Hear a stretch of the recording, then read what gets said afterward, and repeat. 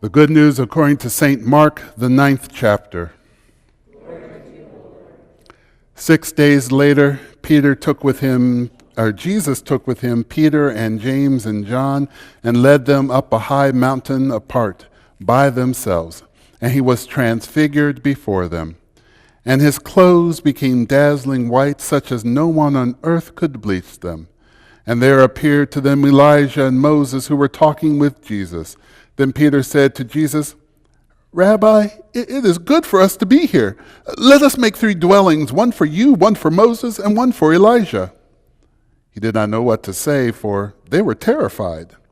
Then a cloud overshadowed them, and from the cloud there came a voice, "This is my son, the beloved. Listen to him."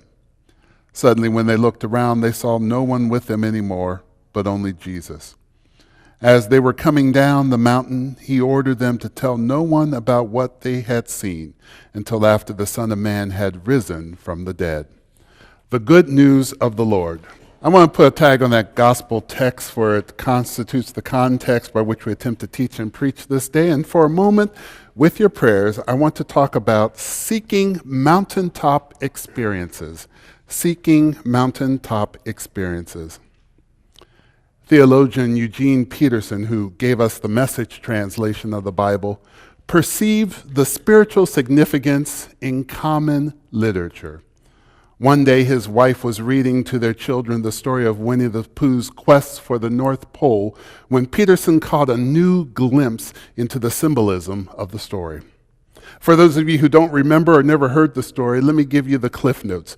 Christopher Robin decided to organize a band of animals on a journey to the North Pole. It's going to be great, except for one slight problem. No one knows where the North Pole is or how to find it. Peterson says the expedition to the North Pole is symbolic of our nation's quest for spirituality. Folks are in search of something, but no one knows what it looks like or where it's located.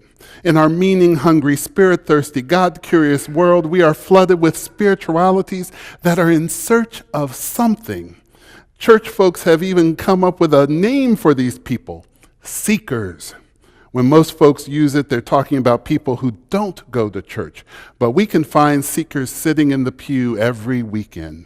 They're people who know who Jesus is, but don't know Jesus.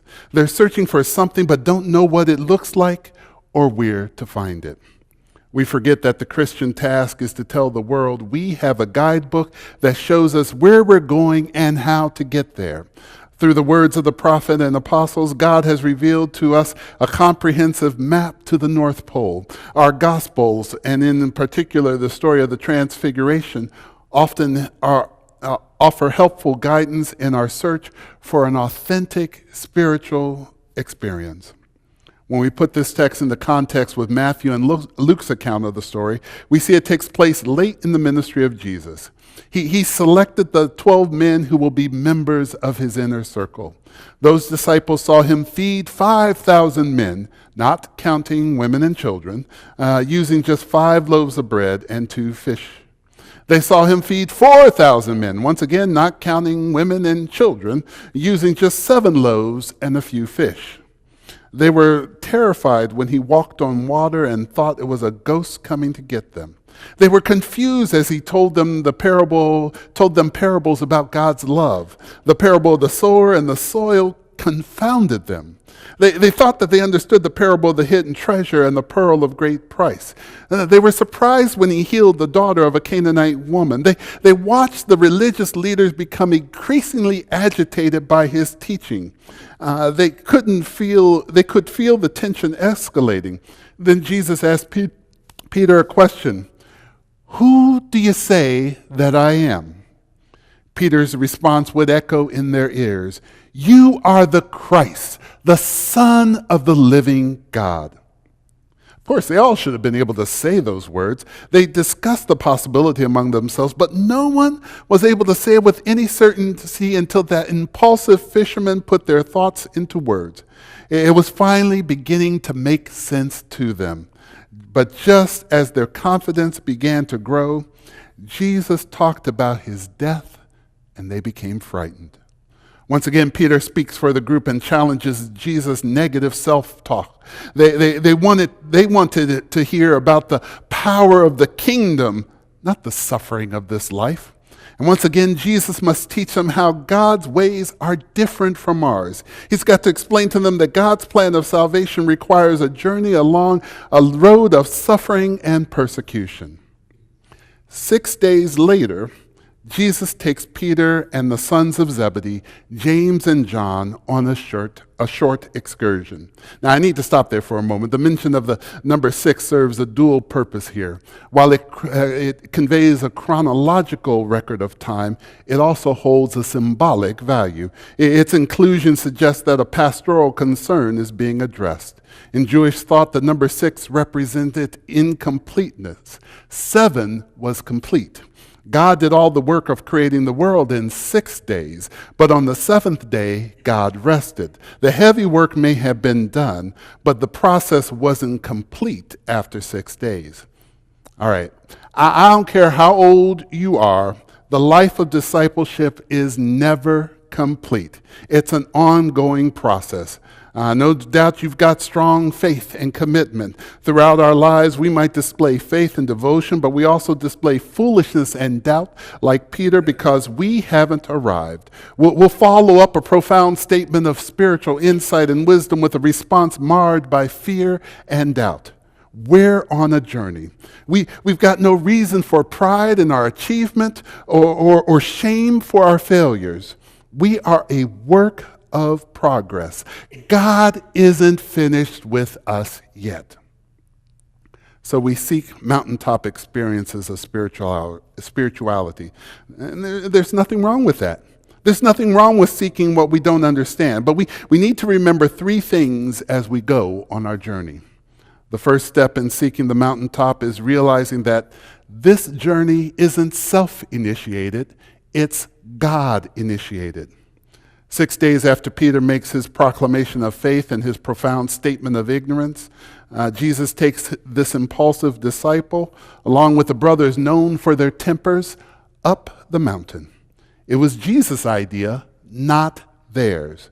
The quest for the mountaintop, the spiritual journey of faith, begins because God seeks after us, not because we seek after God. In our take charge, make it happen world, we're uncomfortable with the suggestion that we are not in control. Unless, of course, you're Anastasia Steele. And, I'll realize who gets that one later and things, and I'll be like, so you got that reference, okay. And those of you are like, what is he talking about? Well, don't worry about it. We don't like when we're not, we don't like when we're not in control. Here's the thing. God's the one who initiates, directs, and controls our spiritual life and the spiritual life of this church. Peter, James, and John were taken up the mountain by Jesus. They didn't ask. They didn't make an appointment. They didn't even know where they were going to. They merely responded in obedience. Some years back, there was a bumper sticker that was popular among Christians, and I hated it. God is my co-pilot. Now, if you had it on your car, don't get upset with me with what I'm about to say. Take it in the spirit of Christian love that it's meant. Every time I saw it, I just wanted to say to the driver, get your priorities straight. See, a co-pilot takes orders from the pilot. God isn't taking orders from you. God's the pilot, co-pilot, flight attendant, maintenance chief, and owns the airlines. Before you begin your journey, you've got to realize you're not the one starting or steering the trip. God is. The second step as you seek the mountaintop experience is recognizing you don't walk this journey alone. Jesus took 3 disciples with him. I know American culture encourages us to enjoy mountaintop experiences, spiritual experiences alone. Americans value mobility, convenience, and privacy. And of these 3, I believe our most cherished value is privacy. I think this is one reason why so many refuse to carpool or take public transportation. We love the privacy of our own automobile. We can select the style of music that we enjoy and don't have to give in to the preferences of another person. Our demand for privacy and the value that we place on individual autonomy is relatively new in social thought. Before the 16th century, European culture placed greater importance on community. A person's identity came from their membership in a family, tribe, church, or guild. One historian noted, it took the invention of print to tear us from our tribes and plant the dream of isolation in our brains. I suppose if he was talking about today, he might say that many Americans would rather curl up all alone with a book than be with another person. But it wasn't just the printing press that brought about that solitary mindset. During the first half of the 17th century, René Descartes encouraged the decline to solitude with one simple sentence, Je pense donc je suis. That's what he said in French, and it quickly got translated into Latin. Cogito ergo sum. I think, therefore I am. Descartes, with his Cartesian philosophy, said that I may not be able to prove anything exists around me. It may all be a part of my imagination, but because I can think, I know that at least I exist. If I don't know if what's around me is real, I just need to be with myself. Now, as I said, this is European thinking. African thinking still puts an emphasis on community. That's because African identity is only formulated in the context of community. The community gives you your identity. Being a part of community makes you who you are. It's not an autonomous operation. Blacks in Africa say, I am because we are, and because we are, I am. Identity only takes place in community. The Zulus say, Umuntu, Gumuntu, Gabantu. An individual or a person, Umuntu, is only an individual or person, Gumuntu, by virtue of being in relationship with other individuals or other persons, Gabantu. Umuntu, Gubuntu, Gabantu. Identity only takes place in community. And what's fascinating about this is that each of those words, Umuntu, Gumuntu, Gabantu, have the letters NTU at the end of each word. That's the Zulu word for God. Listen to how profound Zulu philosophy is. Umuntu, a person is a person because that person is in relationship with God. God gives a person the first part of his or her identity. But you only become a whole person, Ubuntu, as you stay in relationship with other persons who are also in relationship with God. It's we, you, me, and God. We make me. The writer of Ecclesiastes understood the dangers of living in isolation and the advantages of community when he wrote, "Two are better than one, because they have a good reward for their toil. For if they fall, one will lift up the other. But woe to one who is alone and falls and does not have another to help. Again, if two lie together, they keep warm. But how can one keep warm alone? And though one might prevail against another, two will withstand one. A threefold cord is not quickly broken." And German pastor and theologian Dietrich Bonhoeffer issued a double-edged warning. Let him who cannot live alone beware of community. Let him who cannot live in community beware of living alone. His words underscore the importance and dangers of both solitude and community in the spiritual life. But our experience in God is incomplete unless done in relationship with others. The Christian faith isn't just a set of doctrines. It's not just a philosophy, nor is it just a set of rules that one may follow on your own. The essence of the faith is a relationship that we enjoy with our God, but also a relationship that is discovered, strengthened, enhanced, and nourished in community. Jesus didn't tell Peter that his personal faith would become so strong that the gates of hell would not prevail against him. Jesus said, "Upon you I will build my church, and the gates of hell will not prevail against my church." Our strength is not found in our isolated faith, but in our relationship with one another. All right, some of y'all still not feeling me here. Sengbe Pie, better known by most folks as Joseph Cinque, didn't take over the Amistad on his own. He did it with the community around him.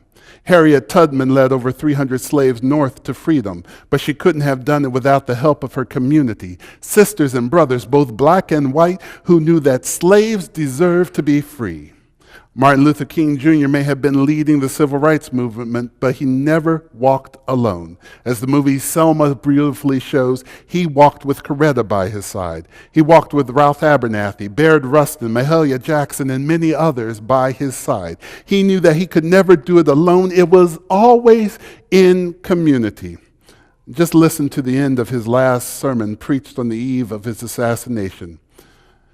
I don't know what will happen now. We've got some difficult days ahead, but it doesn't matter with me now because I've been to the mountaintop and I don't mind. Like anybody, I would like to live a long life. Longevity has its place, but I'm not concerned about that now. I just want to do God's will, and He's allowed me to go up to the mountain, and I've looked over, and I've seen the promised land. I may not get there with you, but I want you to know tonight that we as a people will get to the promised land. We may experience God alone on the mountaintop, but those isolated experiences are only deepened through our relationship with one another. The second step up the mountaintop is never alone. It's a step in community. The final step in seeking the mountaintop is putting aside the trivial and waiting for God. Not only is our society thirsty for a genuine religious experience, it has also become enamored with technology. And I admit, I'm one of those folks who love technology. I like being able to email, text, tweet, and chat online with family and friends. I enjoy playing Candy Crush Soda and the Logo game. I love the challenging friends on Trivia Crack. And yes, I've been known to attend an online church every now and then, just not as a replacement for Sunday worship. It helps build my spiritual life. And some of you may have no idea what I'm talking about with some of that, but that's all right. You might think that those things might seem artificial or phony, while the use of high-tech gadgetry may seem artificial and even inappropriate for the spiritual life. It's already taking place in churches. When we turn on the lights or a microphone in this place, we're using technology to enhance our religious experience. It's when we try to create something that's not there that we can run into problems. Evangelists have used revivalist hymns and emotional stories to induce religious experiences for decades. When the Spirit seems to be missing, some religious leaders are not at all hesitant about manufacturing the experience. Peter even tried to do it by saying, Lord, let me build 3 tents for you here. Peter wanted something that he could come back to later to manufacture the experience they just had. But spiritual experiences cannot be fabricated or manufactured by us. Thomas Merton once said told a young pastor to quit trying so hard to pray.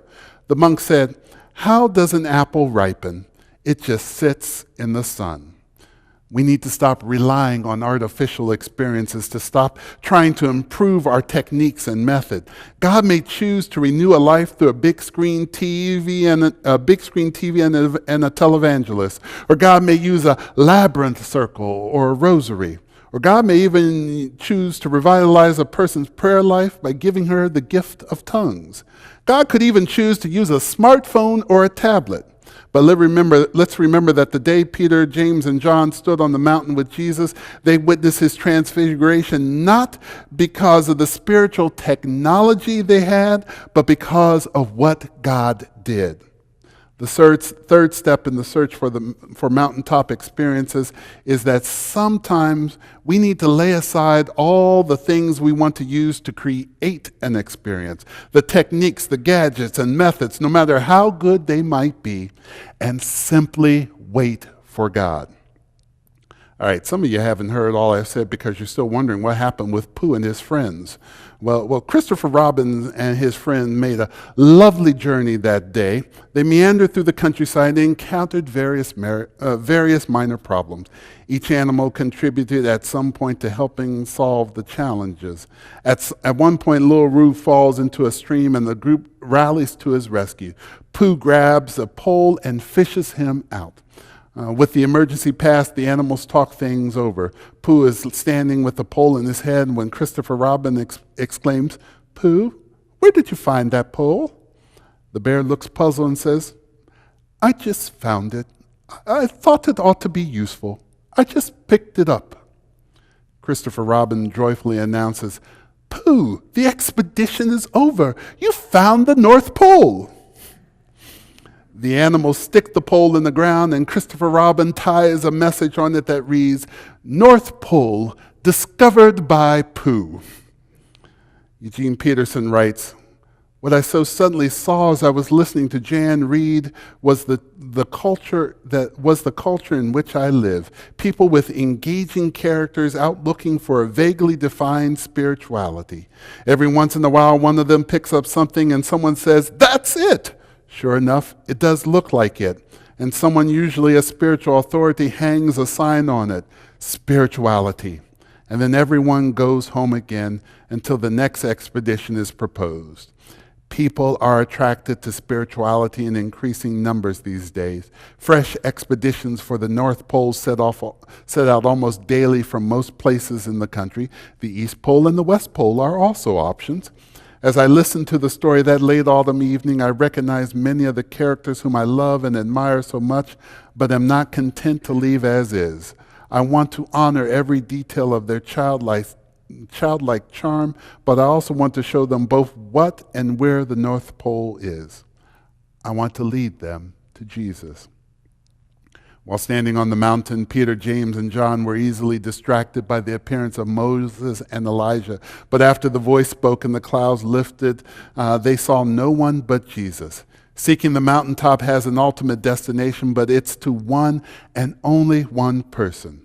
The choice is before you, but you have to be willing to embark on a journey of faith. You have to be willing to recognize that God has been actively trying to get you up the mountain. You have to be willing to walk in the company of others. You have to be willing to put aside all your gadgets and wait for God.